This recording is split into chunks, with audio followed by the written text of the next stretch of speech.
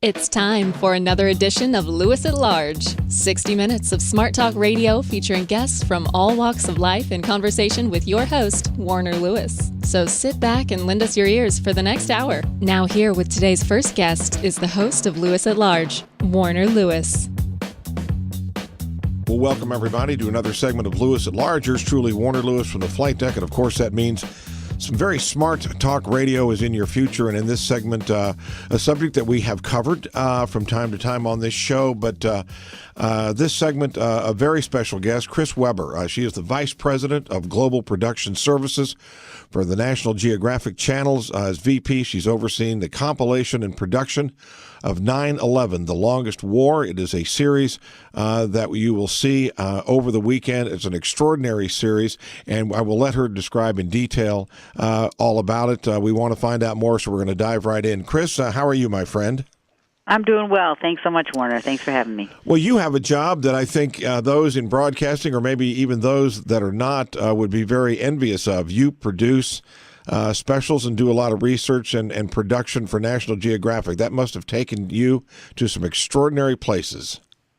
It really has. Over the years, I've been to pretty much around the world making shows. This new role is a little bit different for me. We're looking back into our archives and putting together some shows that we've used and aired before. So this is different, but in the old days when I was out in the field, it was a job I was really happy to have for a very long time. Well, this weekend, again, 9/11, The Longest War.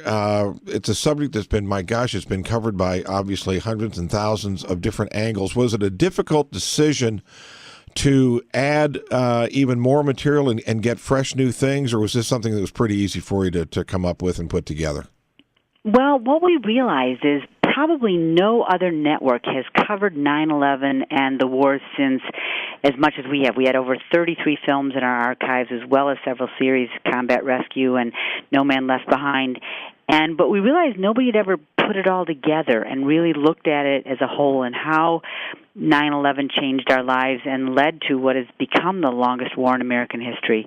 And so we took 12 of those films and took sections from each one of them to really tell the full story. We actually start the day before on the 10th of September when we were just talking about shark attacks, and we carry it all the way through to the opening of the Freedom Tower. So it really looks at it as a whole, and I don't think anybody else has done that.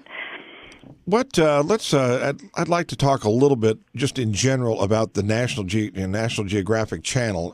It's a logical, in my opinion, outgrowth, obviously, from the magazine that has such a tremendous reputation. Do you produce for them exclusively now? I do, yes. I work for them. I'm the only company I work for. I started with them many, many years ago before the days of cable television, when there were just 4 National Geographic specials that aired on PBS, and was with them, though, when we launched our channels internationally and then domestically, and produced for the channels as well as for the specials we did for PBS. And it's an amazing company to work for. We really believe in accuracy. I don't think any other network checks facts like we do. We have a huge research department, and we don't put anything on air in the magazine or our books or our maps without double and triple checking every single word and image that's there. So that's something that doesn't always happen when it makes you feel good about it. Yeah, with the 15th anniversary, obviously coming up of 9/11, there's been a lot of media attention once again. I mean, not that something anyone would ever forget, but I'm curious, how long ago did you all make the decision to put this special together? And again, as a result, you said a lot of this stuff is archived, but how long did it really take to put together? Well, not as long as you'd expect, because the films we pulled from, it was hard to decide which segments, but we were looking for personal stories. We were looking for those heroes, those stories from a point of view to put together and tell the whole story. So it didn't take that long once we figured out the plan and narrowed down what shows we wanted to include. We're actually making a whole day of it, though. We're running other shows that start at noon, starting with a show called Giuliani's 9/11, going to another story about the hunt for bin Laden, and they go all day long. At 8 o'clock, there's an amazing show called George Bush the 9/11 interview, and we were given exclusive access to him where he sat down for hours with our producer, Peter Schnall, and talked about what that day meant to him and what he was going through from when he first heard in that classroom what had happened. And it's an amazing look inside his head and what unfolded in the events of that day. And then we go to our 2-hour news special, and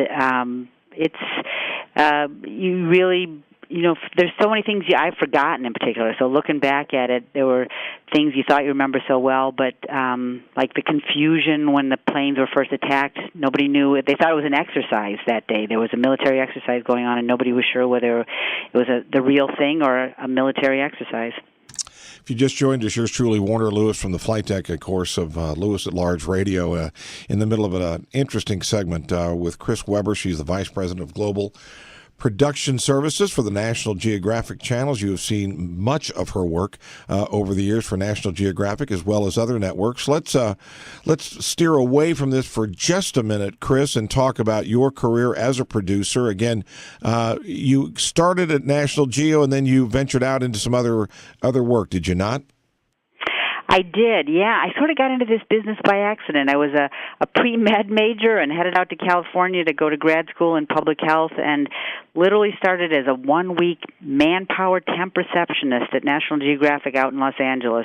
And it was one of those forks in the road that I thought, wow, this is the opportunity of a lifetime.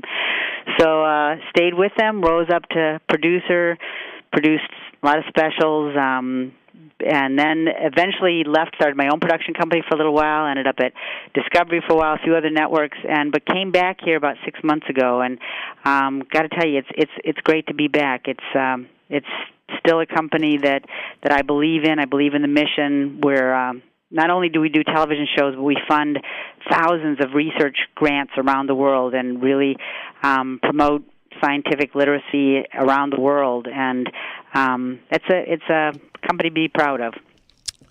Chris, one of the things that has always impressed me, not only as with a broadcasting background, but just also from the world of advertising and marketing, National Geographic seems it's not devoid of advertising, but boy, it is subtle and it is not much a part of the programming, and I'm intrigued as how that gets done.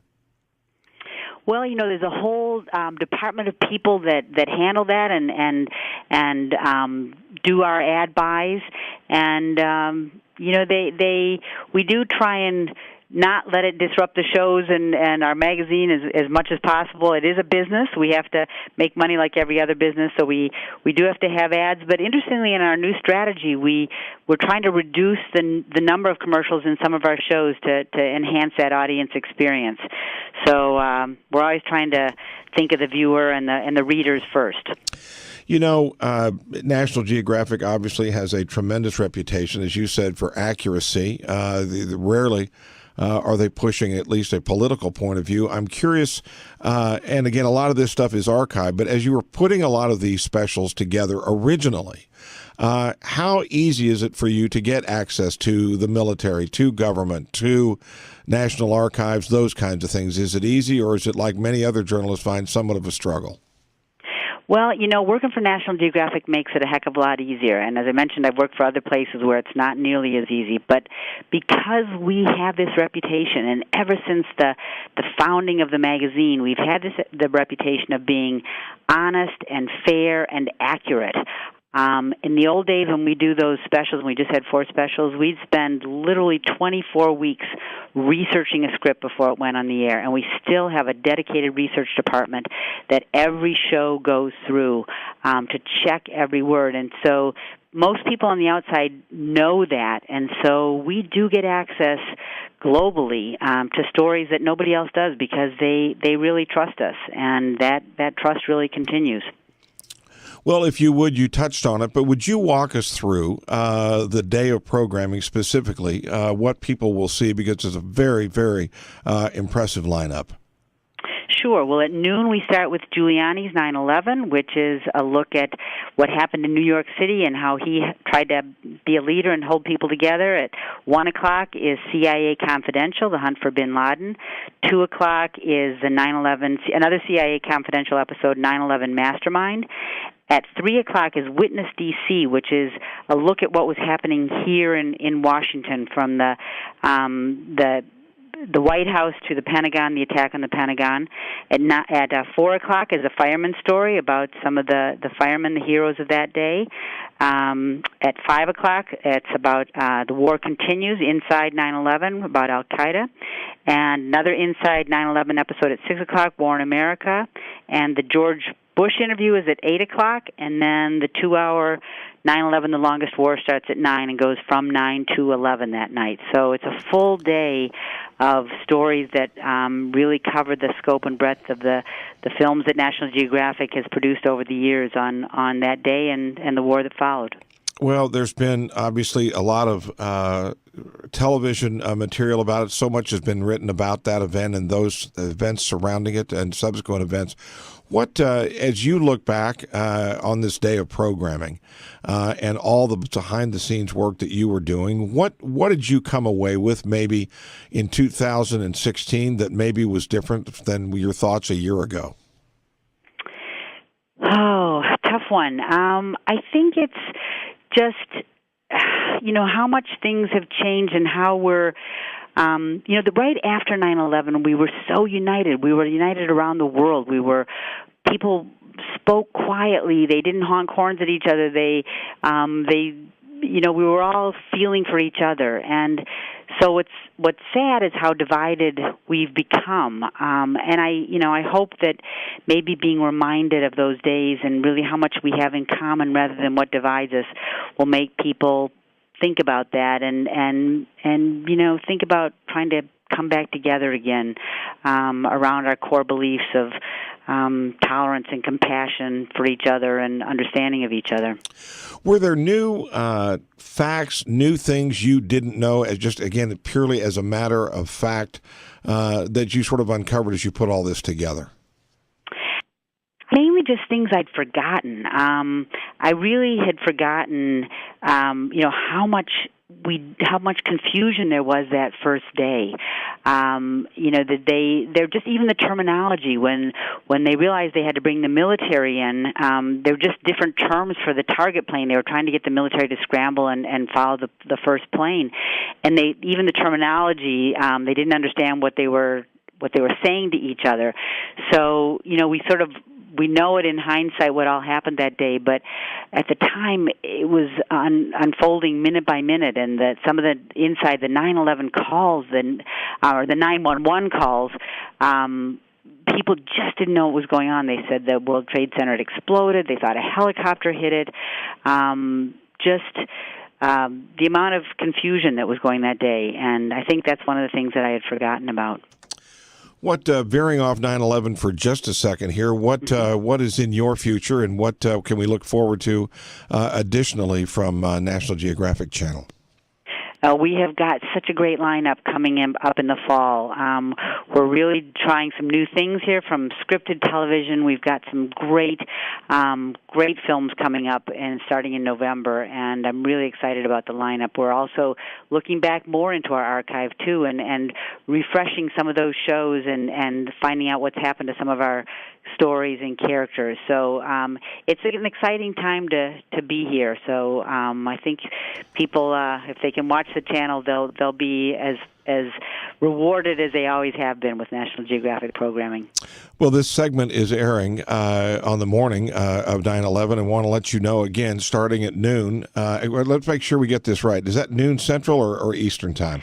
That's noon Eastern. So for you guys, that's 11, right? Is that right? 11 o'clock in the morning. 11 o'clock in your time, yep. And then the special would be at 8 o'clock at night. Right, but it goes all day long between football and 9/11. There's lots of programming there for you all. An extraordinary series of multiple programs covering a variety of subjects and angles on that fateful day, presented by the National Geographic Channel. And Chris Weber, again, Vice President of Production for National Geographic, thank you so much for sharing your time and your insights and your talents putting all this together. And we would look forward to, again, talking to you later in the year about some other things you're working on.